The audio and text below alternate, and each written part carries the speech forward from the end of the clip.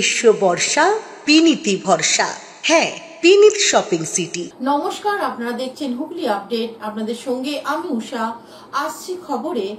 উচ্ছেদের প্রতিবাদে রেলের বিরুদ্ধে ঝাঁটা হাতে মিছিল, ব্যান্ডেলে বিধায়কের হুঁশিয়ারি, পঞ্চায়েতের রাস্তায় হাঁটতে দেওয়া হবে না রেলের কর্মীদের।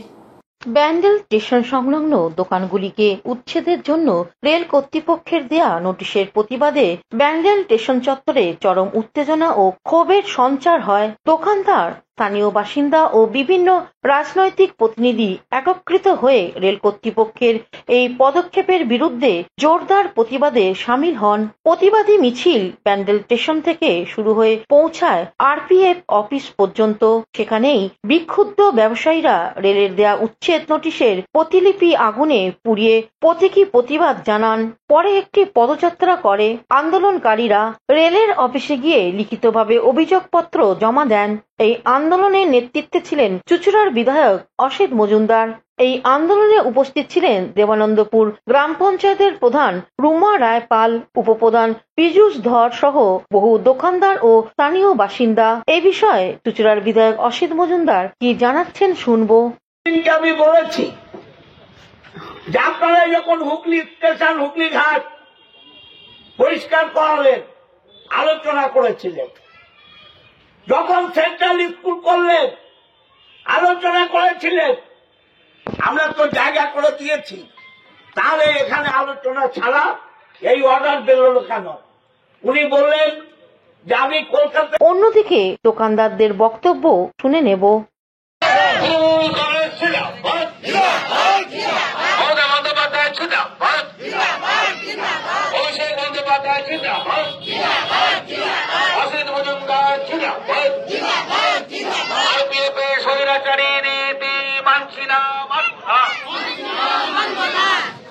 উচ্ছেদের বিরুদ্ধে তৃণমূল কংগ্রেস রাস্তায়, হুগলি থেকে পানুপাল, অভিষেক গুপ্তা ও চন্দনা দত্তের রিপোর্ট, হুগলি আপডেট। বর্ধমানে মেমারিতে নিয়ন্ত্রণ হারিয়ে ইলেকট্রিক পোলে ধাক্কা ছোট চারচাকার গাড়ি। বৃহস্পতিবার পূর্ব বর্ধমান জেলার মেমারি তকিপুর মোড় এলাকায় ছোট চারচাকা গাড়ি নিয়ন্ত্রণ হারিয়ে ইলেকট্রিক পোলে ধাক্কা মারে। ইলেকট্রিক পোলটিং ভেঙে যায়। চারচাকা গাড়ির সামনের অংশ দুমড়ে মুচড়ে যায়। গাড়ির চালক প্রাণে বেঁচে গেলেও ছোট গাড়িটি ক্ষয়ক্ষতি হয়েছে। এই বিষয়ে স্থানীয় বাসিন্দা সাংবাদিকদের কি জানাচ্ছেন শুনবো। গাড়িটা জোর স্পিডে আসছিল, আস্তে আস্তে সাইড করে কলেজে মেরে দিল। কোন দিক থেকে আসছিল? ওই গন্তার দিক থেকে। কোথায় যাচ্ছিল গাড়িটা? যাচ্ছে সেটা জানি না। কোন দিকে যাচ্ছিল? মেমারি দিক থেকে। গন্তার দিক থেকে মেমারি যাচ্ছিল। মেমারি যাচ্ছে। তারপর এসে মেরে দিল। ড্রাইভার কোন লাভ লেবে সব বাসে পালিয়ে গেল। ড্রাইভার নেবে চলে গেল। হ্যাঁ, লেবে চলে গেল। কারো কিছু ক্ষয়ক্ষতি হয়েছে? ক্ষয়ক্ষতি কারো কিছু হয়। আপনি কি যখন ঘটনা ঘটেছিলেন? হ্যাঁ ছিলাম, আমি দাঁড়িয়ে ছিলাম। আমি মরে যাচ্ছিলাম। গাছটায় মারলে আমি নিজেও ডেট হয়ে যেতাম। মেমারি থেকে আশিস কুমার ঘোষের রিপোর্ট, হুগলি আপডেট। চলন্ত ট্রেনে সাহসিকতার সঙ্গে ডাকাতের হাত থেকে 5 লক্ষ টাকা উদ্ধার করল নদিয়ার এক মহিলা পুলিশ কর্মী। চলন্ত ট্রেনের মধ্যে ঘটে যাওয়া এক নাটকীয় ঘটনায় ডাকাতের হাত থেকে উদ্ধার হলো নগদ 5 লক্ষ টাকা। সাহসিকতার এক নজির গড়েছে নদিয়ার ধানতলা থানার কর্মরত মহিলা পুলিশ অফিসার তৃপ্তি সরকার। কলকাতা হাইকোর্টে সরকারি কাজে অংশগ্রহণ শেষে বাড়ি ফেরার পথে তিনি এক দুঃসাহসিক পদক্ষেপ গ্রহণ করেন। ঘটনাটি ঘটেছে গত সোমবার, যখন তৃপ্তি সরকার শিয়ালদহ থেকে ধানতলা ফেরার উদ্দেশ্যে ট্রেনে উঠেছিলেন। ট্রেনটি যখন নৈহাটি স্টেশনে দাঁড়ায়, তখন তিনি দেখতে পান একটি মহিলা যাত্রী। পরিচয়পত্র অনুযায়ী তাহিরপুর থানার মহিষডাঙ্গার বাসিন্দা সোমা কর্মকার।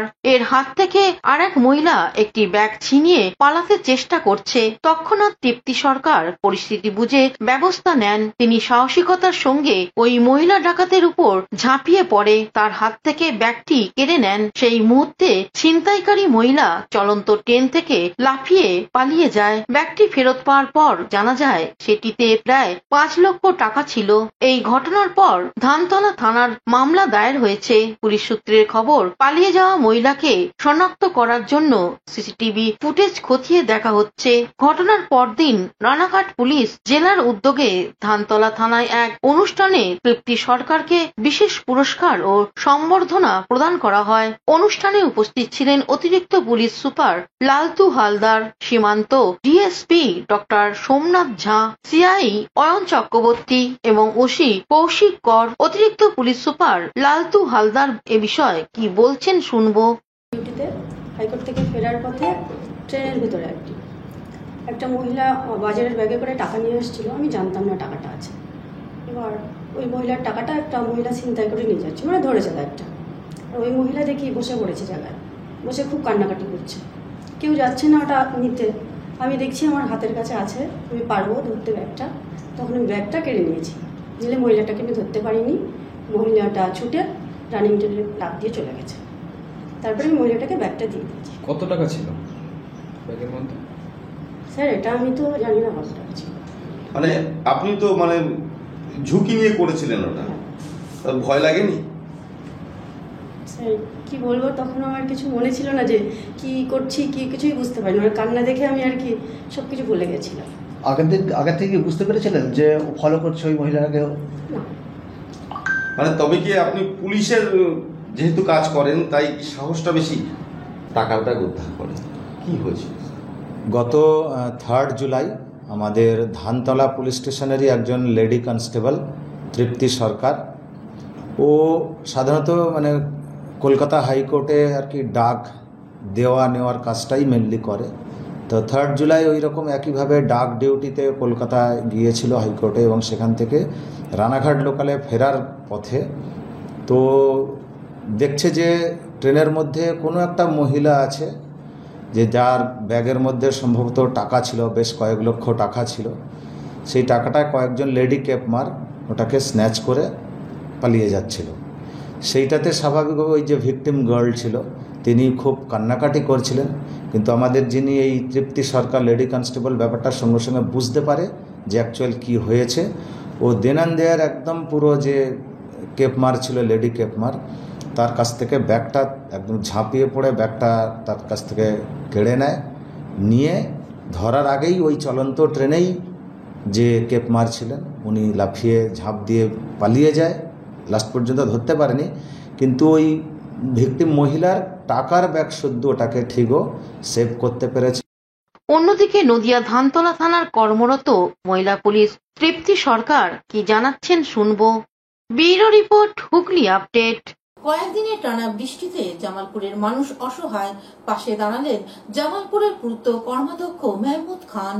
কয়েকদিনের টানা বৃষ্টিতে জামালপুরে দামোদরে বাঁধ সংলগ্ন উত্তর সুরা, দক্ষিণ সুরা, হরগোবিন্দপুর সহ অন্যান্য গ্রাম ঘুরে দেখলেন জামালপুরের তৃণমূলের ব্লক সভাপতি তথা পঞ্চায়েত সমিতির পূর্ত কর্মাধ্যক্ষ মেহমুদ খান। জামালপুর ব্লকে যে কোনো সমস্যায় মানুষের পাশে এসে দাঁড়ান মেহমুদ খান। অসহায় মানুষ যে খেতে পাচ্ছে না, বাজার পরনে পোশাকের অভাব, তিনি সঙ্গে সঙ্গে পৌঁছে যান তাদের কাছে। সারা বছর তিনি মানুষের পাশে থেকে মানুষের জন্য কাজ করে যান। কোনো অসহায় মানুষ তার পার্টি অফিসে এলে খালি হাতে ফিরে যায় না। তিনি বৃষ্টির মধ্যেই দামোদরে বাঁধ বরাবর গ্রামগুলি ঘুরে দেখেন। সেখানে এক বয়স্ক অসহায় মহিলার বাড়ির চালে নিজের হাতে টিপ্পল টাঙিয়ে দেন। এছাড়াও অসহায় 2 প্রতিবন্ধী মহিলা যারা কথা বলতে পারেন না, তাদের ঘরে চাল দিয়ে জল পড়ছে দেখে তাদের হাতেও তিরপল তুলে দেন। দামোদরে জল বাড়ছে, ব্লক প্রশাসন এ বিষয়ে সতর্ক রয়েছে। তিনি নিজেও সতর্ক দৃষ্টি রেখে চলেছেন। এ বিষয়ে মেহমুদ খান ও স্থানীয় বাসিন্দারা সাংবাদিকদের কি জানাচ্ছেন শুনবো। মুহূর্তে যেমন আমাদের স্বাস্থ্য বিভাগে যেরকম চলছে, আমাদের অভিষেক বন্দ্যোপাধ্যায় প্রত্যেকটা অসহায় গরিব মানুষ তারা পরিষেবা পাচ্ছে। আমরা চেষ্টা করি মাননীয় মুখ্যমন্ত্রী মমতা বন্দ্যোপাধ্যায়, আমাদের অভিষেক বন্দ্যোপাধ্যায়কে স্মরণ করে আমরা একটা ছোট্ট কর্মী চেষ্টা করি গরিব মানুষের পাশে থাকার জন্য। আজকে যেমন আমাদের কাল্লা এবং দক্ষিণসুরা, উত্তরসুরা, ধাপধারা বিভিন্ন জায়গায় আমরা ঘুরলাম।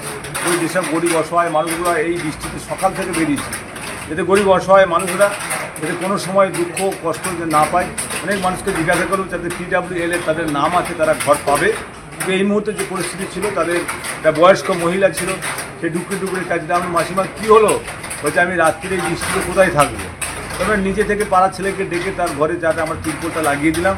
এবং এক জায়গায় আমাদের সহসভাপতি ভূতনাথ মালিক ঘুরছেন, আমাদের বিদ্যুৎ সাহেব পার্থসারথী যে উনিও ঘুরছেন, বিভিন্ন জায়গায় আমাদের পঞ্চায়েতের প্রধান এবং অঞ্চল সভাপতি তারা প্রত্যেক এলাকায় ঘুরছে, তাদেরকে বলেছিলাম প্রত্যেকটা পঞ্চায়েতে তিরপল আছে, বিভিন্ন জায়গায় আমরা চেষ্টা করছি কোনো অসহায় মানুষ জামালপুর ব্লকে তাদের যেন কষ্ট না পায়, এবং PWL এর যারা ঘর এখনো পায়নি তারা পাবে, এবং অনেক বাংলা আবাসের জন্য ঘর। এই যে টানা কয়েকটা দিন ধরে বৃষ্টি যাচ্ছে, কতটা সমস্যায় থাকতে হতো? অনেক সমস্যা। কি সমস্যা হতো? খাবার রান্না করতে পারিনি, জলে হয়তো ঘর দুয়ার সেপসেপে হয়ে বসে আছে। আচ্ছা, দিয়ে তারপর আর কিছু করতে, কাজ বলতে কিছুই করতে পারিনি। তারপরে মেয়েটার শরীর খারাপ। আজকে কে এসেছিল? আজকে আচ্ছা, মেহমুদ খান এসে কি দিল? তিরপল দিয়েছে। খোঁজ নিল নাকি আপনাদের? কেমন লাগছে? ভালো। এর আগে কেউ এরকম এসে খোঁজ নিয়েছে কোনো পার্টির লোক? এই প্রথম এসে দিল নাকি? এবার কি জল থেকে অনেকটা রেহাই পাবেন তো? কি হবে এবার? আপনার নাম? শান্তনা ক্ষেত্রে। কোথায় বাড়ি? দক্ষিণ সিং। কি পেলেন আজকে? আজকে এই তো একটা তিরপল পেলাম। কেমন লাগছে? ভালোই লাগছে। জল পড়ছিল বাড়িতে? হ্যাঁ, ঘরে জল পড়ছে তো। আচ্ছা, কে তিরপল দিল? কে বলুন, কে তিরপল দিল? ব্লক সভাপতি মেহমুদ খান। কোথায় বাড়ি আপনার? আমার সুরেকালা। কি নাম আপনার? সুমিত্রা মন্ডল। দাদা, কি দেখেছেন এর আগেও? কি খুব ভালো লেগেছে।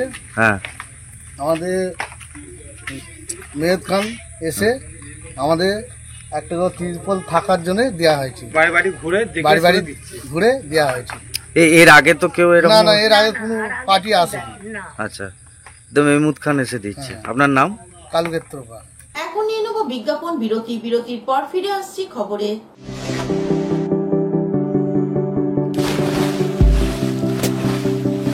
Fasten your seatbelts as you take a tour around your marine wonderland.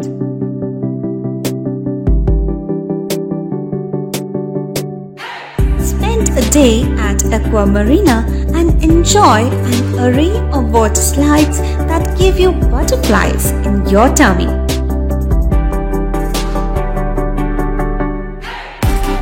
Aqua Marina is a holistic weekend destination for friends, family, and couples and offers magic to soothe your body, mind, and soul.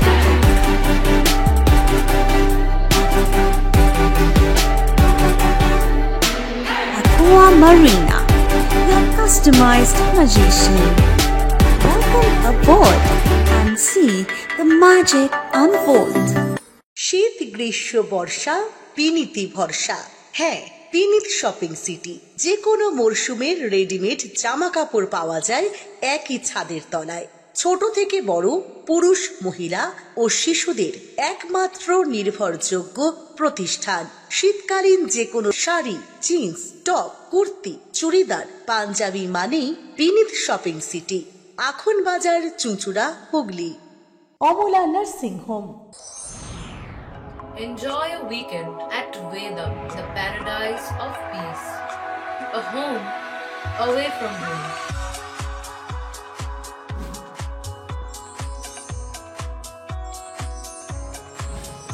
See yourself resonating with the nature. Vedam welcomes you to create your best memories. বিরতির পর ফিরে এলাম খবরে। হুগলির ফুরফুরায় YM এর পরিচালনায় এক স্বেচ্ছায় রক্তদান শিবির অনুষ্ঠিত হয়ে গেল। আজ ফুরফুরা তালতলায় এক গৌরবজনক অনুষ্ঠানে অনুষ্ঠিত হয়ে গেল স্বেচ্ছায় রক্তদান শিবির, বস্ত্র প্রদান ও প্রতিবন্ধীদের ট্রাই সাইকেল বিতরণ কর্মসূচি। এই মানবিক অনুষ্ঠানে উপস্থিত ছিলেন ফুরফুরা ডেভেলপমেন্ট অথরিটির চেয়ারম্যান ও সপ্তগ্রাম বিধানসভার বিধায়ক শ্রী তপন দাশগুপ্ত, বিধাননগর পৌর নিগমের মাননীয় মেয়র শ্রী সব্যসাচী দত্ত, হুগলি জেলা পরিষদের সভাধিপতি শ্রী রঞ্জন ধারা, রাজ্য তৃণমূল কংগ্রেসের সাধারণ সম্পাদক পীরজাদা কাসেম সিদ্দিকী, এছাড়াও অন্যান্য বিশিষ্ট ব্যক্তিবর্গ।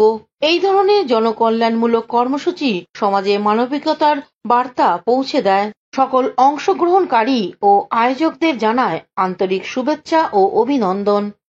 বলবো যে স্বাধীনতা আগে যে ক্লাব তৈরি হয়েছে সেটা এতদিন টেনে নেওয়া, এটা ক্লাবের যারা কর্মকর্তা তাদের ক্রেডিট, এবং মানুষ এদের সঙ্গে আছে বলে এত লোকের ভিড় হয়েছে। আর ঈশ্বর আল্লাহর কাছে আমি মনে করি রক্তদান করা, বস্ত্রদান করা মহৎ কাজ। আর হ্যান্ডিক্যাপদের যারা এখানে আজকে সাইকেল দিয়েছে, অত্যন্ত ভালো কাজ। পুরপুরা থেকে চন্দনা দত্তের রিপোর্ট, হুগলি আপডেট। চন্দননগর হাসপাতালে রোগী কল্যাণ সমিতির উদ্যোগে এক স্বেচ্ছায় রক্তদান শিবির হয়ে গেল। চন্দননগর হাসপাতালে রোগী কল্যাণ সমিতির উদ্যোগে রক্তদান শিবির। সারা বাংলা হাসপাতাল রোগী কল্যাণ ও অস্থায়ী টিকা শ্রমিকদের উদ্যোগে রক্তদান শিবির ও দুস্থ ছাত্রছাত্রীদের চশমা ও স্কুল ব্যাগ প্রদান অনুষ্ঠান হলো চন্দননগর হাসপাতালে। মহাশ্বেতা দেবী ও ডক্টর অভিদত্ত মজুমদারের স্মরণে এই অনুষ্ঠান করা হয়। অস্থায়ী শ্রমিকদের উদ্যোগে 25 জন রক্তদাতা রক্ত দেন। এছাড়াও সারা বছর থ্যালাসেমিয়া রোগীদের জন্য ও মনুষ্য রোগীদের বাড়ি পৌঁছানো সহ একাধিক সমাজসেবা মূলক কাজ করেন কর্মীরা।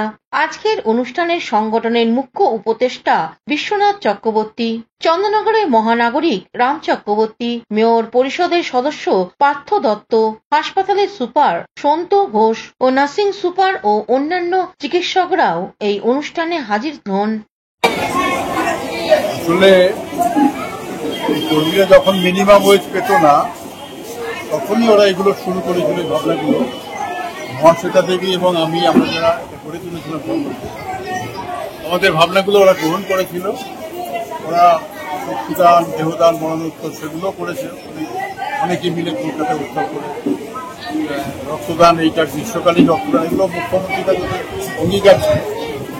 সমাজের জন্য, রোগীদের জন্য বিভিন্ন সেবামূলক কাজ করা, এটা ওরা করে যাচ্ছে। গ্রীষ্মকালীন রক্ত সংকটে রাজ্যের বিভিন্ন হসপিটালে, চন্দননগর, চিত্র, এরা তো করে যাচ্ছেই ধারাবাহিকভাবে। আরামবাগ, যাই হোক, এগুলো আছে। তাছাড়াও আরো অনেক কাজ আছে। শিশু দিবসে শিশুদের কিছু না কিছু দেয়। আজকের বাচ্চাদের ব্যাগ দিল, চশমা দিল। এই আমরা বছরও করেছে আমাদের। আমি হুগলি জেলার সভাপতি, কিন্তু আমাদের সংগঠনের তরফ থেকে আমাদের মামলা সদর হাসপাতাল হয়ে গেছে, চন্দননগর মহকুমা হাসপাতাল আমার ভাইরা করেছে।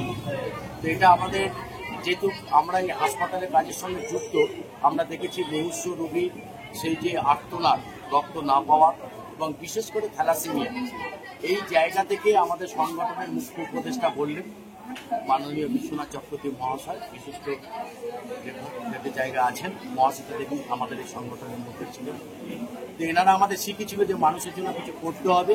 আর আমরা এই রাজ্যের মুখ্যমন্ত্রীর কাছেও আমরা কথা দিয়েছিলাম যে আমাদের যত কষ্টই হোক, আমরা মানুষের সেবা বজায় রেখে যাতে মানবিক কাজগুলো আমরা করতে পারি, তার মধ্যে এটা একটা আমাদের প্রথম অঙ্গ। যে আমাদের সারা পশ্চিমবাংলা জুড়ে জুন থেকে জুলাই পর্যন্ত চলে আমাদের এই সারা পশ্চিমবাংলা ব্লাড ক্যাম্প, মানে অর্থাৎ আমাদের রক্তদান উৎসব। তার সঙ্গে সঙ্গেই আপনারা দেখলেন। হুগলি থেকে চন্দনা দত্তের রিপোর্ট, হুগলি আপডেট।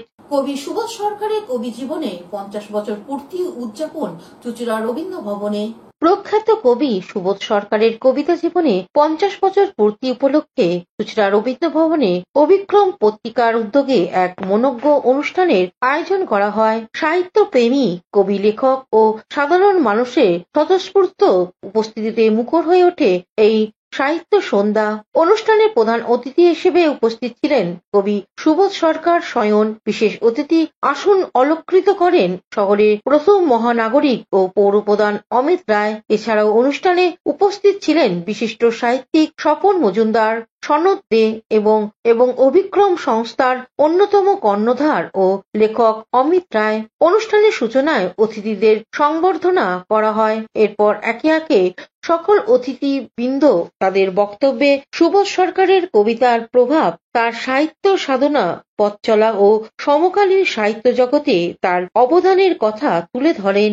অনুষ্ঠানে এক বিশেষ মুহূর্তে বহু কবি ও সাহিত্যপ্রেমী সুবোধ সরকারের বিভিন্ন কবিতা আবৃত্তি করে শ্রোতাদের মুগ্ধ করেন। কেউ কেউ আবার নিজের কবিতা পাঠ করে এই গুণী কবিকে শ্রদ্ধা জানান। শেষ পর্বে মঞ্চে আসেন সুবোধ সরকার নিজে। অত্যন্ত আবেগময় ভাষায় তিনি তার 50 বছরের দীর্ঘ কবি জীবনে নানান দিক, সংগ্রাম, প্রেরণা ও অভিজ্ঞতার কথা ভাগ করে নেন দর্শক শ্রোতাদের সঙ্গে। আমার ভালোবাসা, আমার অভিনন্দন, আমার শুভেচ্ছা এবং আজকে যে মুহূর্তে এই মাটিতে দাঁড়িয়ে আছি, চুচুড়ার পবিত্র মাটিতে, আমি আমার হৃদয় থেকে আরো একবার প্রণাম জানাই এবং আপনাদের সবাইকে ভালোবাসা জানাই। এই বৃষ্টি প্লাবিত সারা রাস্তা জুড়ে জল, কলকাতাতেও অনেক জল, সেই সব পার হয়ে আমি আমার কয়েকজন বন্ধু বান্ধব নিয়ে এখানে আপনাদের মধ্যে চলে এসেছি শুধুমাত্র কবিতার টানে, আপনাদের ভালোবাসার টানে, এবং আপনারাও এই বৃষ্টি অগ্রাহ্য করে আপনারা এসেছেন। এত সুন্দর একটা অনুষ্ঠান আয়োজন করেছেন সবাই মিলে, শুধু অমিত এবং অমিতের সমস্ত বন্ধুদের।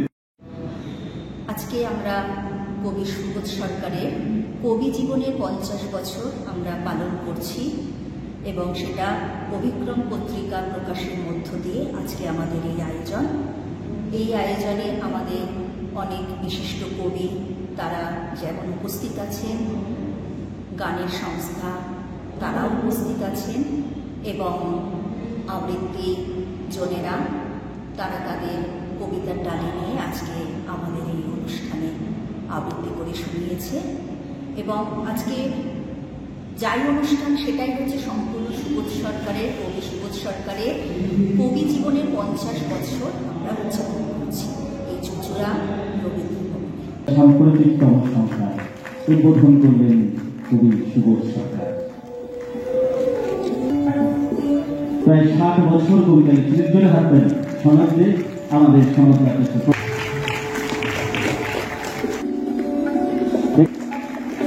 এবং হুগলি থেকে চন্দনা দত্তের সঙ্গে অভিষেক গুপ্তার রিপোর্ট, হুগলি আপডেট। এখনকার মতন খবর এই পর্যন্তই। প্রতিদিন দেখুন হুগলি আপডেট। নমস্কার।